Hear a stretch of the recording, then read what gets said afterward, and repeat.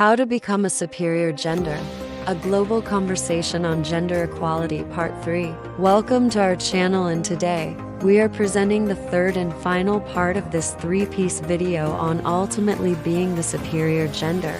It elaborates the call for us to lend a voice to individually becoming the superior gender. By collectively asserting our rights to changing the concept of gender equality to a more practical concept that embraces not just an idea, but also the existing structures that include culture, religion, and other vices. Recap: in the previous video, we discussed the perspectives of the Arab world, the progressive Islamic feminism, the challenges and likely opportunities in the Arab region, which is where we will continue today. Join us as we dive in for a more enlightening session.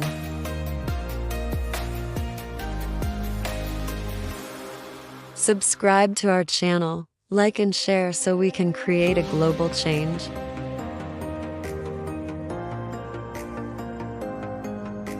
Conflicting views and criticisms.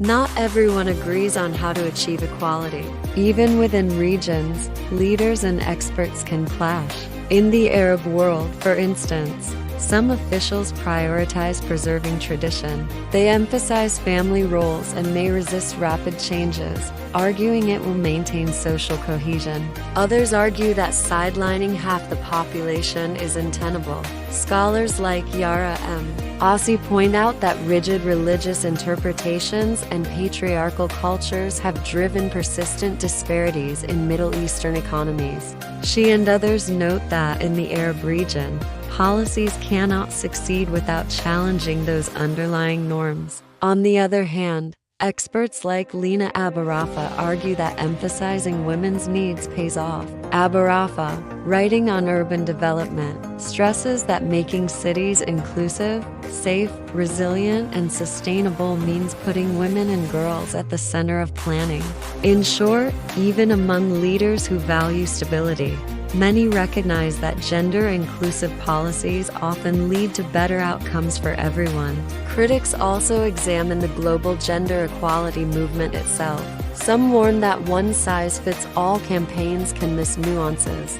For example, if policy initiatives focus only on elite women or on proxy metrics like getting girls to college without broader change, they may sideline voices of rural or marginalized women.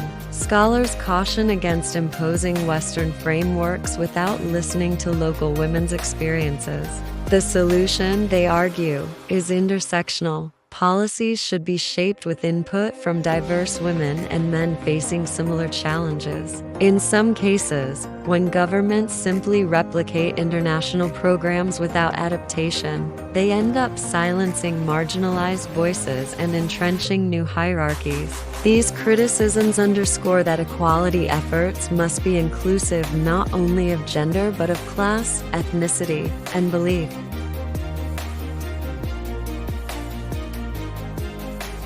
The imperative of policy change.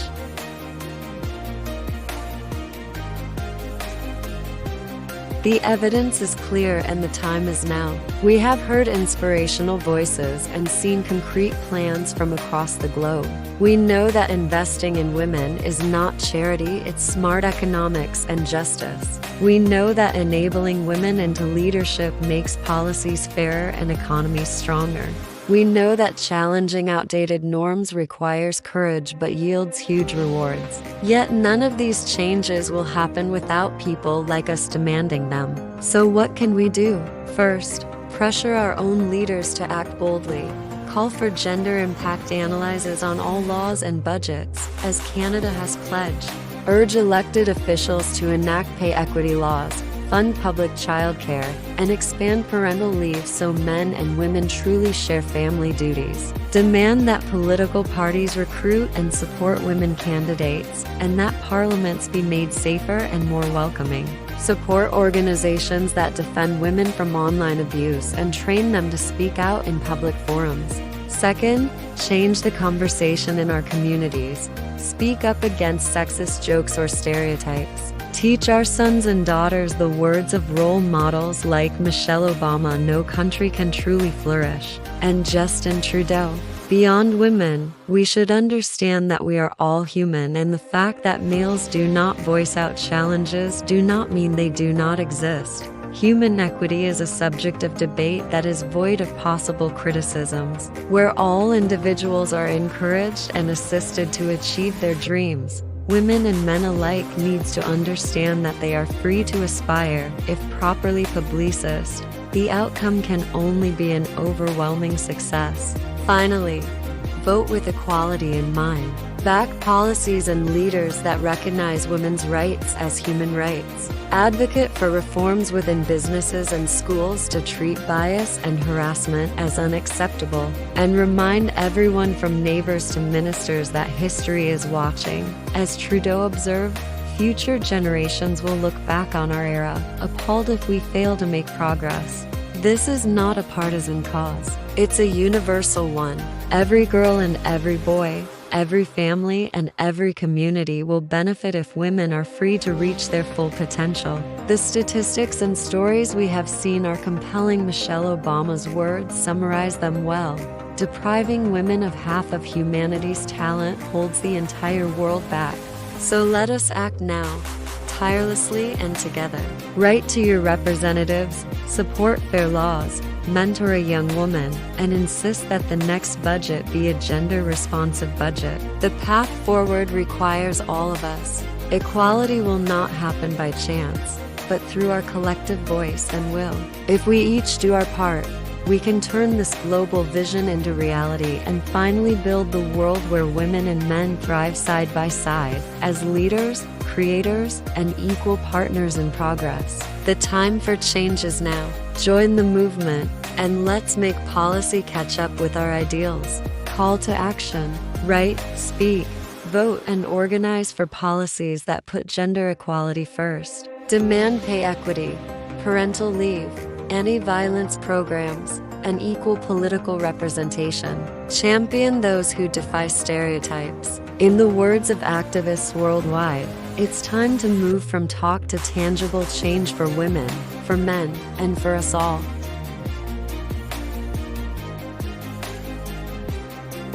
Let's break it down.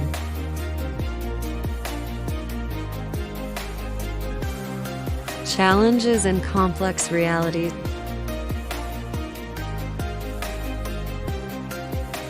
Representation globally. Women still hold only about 27% of parliamentary seats. Leadership remains skewed, and that imbalance skews the policies affecting education, healthcare, and employment. Greater representation brings more inclusive decision-making, yet achieving it remains a challenge.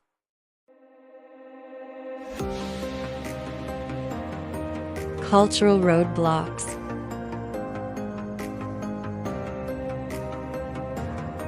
Norms take time to shift. Societies often cling to laws and customs that exclude women. As one activist put it, it's not just about giving women access, but about changing the systems that push them out.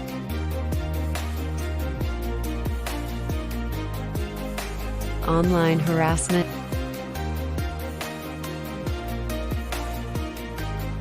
In the digital age, women face new barriers, especially in politics and public life. Online harassment silences many before they ever speak.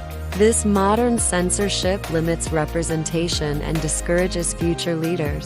Ending it requires strong laws, accountability for tech platforms, and cultural condemnation of abuse.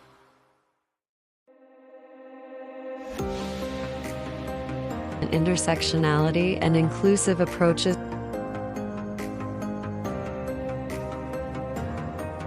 Some critics argue that well-meaning gender equality initiatives sometimes overlook the most marginalized rural women, disabled women, indigenous communities. Solutions must be context-specific, not copy-paste. True progress involves listening, adapting, and designing with the most vulnerable in mind.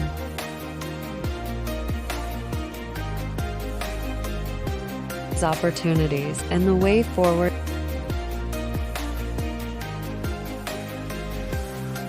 Investing in equality. The world needs an estimated $360 billion annually to close the global gender gap by 2030.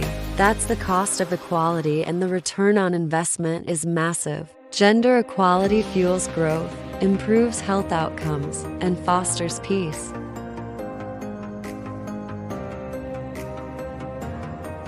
Educating for change.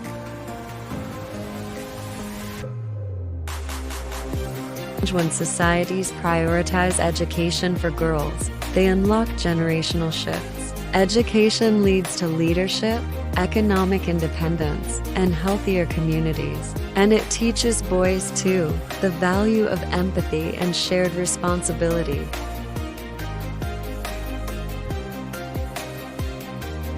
Building inclusive policies.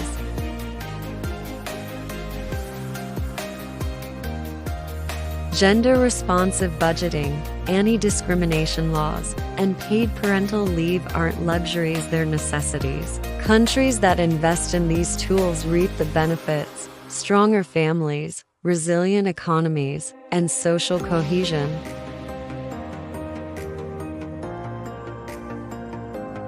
Leadership development.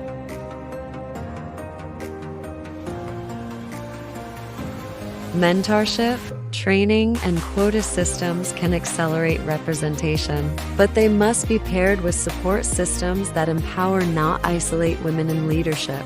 Empowerment must be both symbolic and substantive.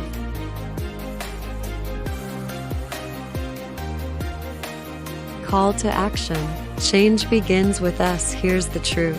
Gender equality will not arrive by accident. It takes intention, investment, and relentless advocacy. We must move beyond words into policy, beyond sympathy into solidarity.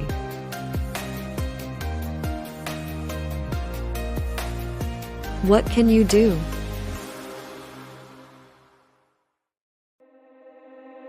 Subscribe to our channel, like and share so we can create a global change.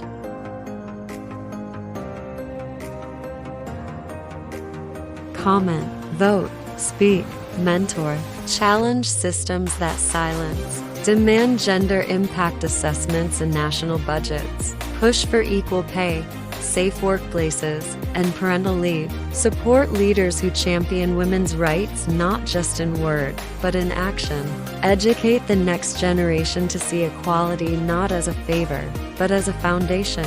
One global voice said it best: a nation cannot flourish by stifling the dreams of its daughters. Another reminded us, when women and girls are equal, we all benefit.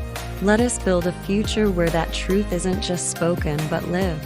Subscribe to our channel, like and share so we can create a global change.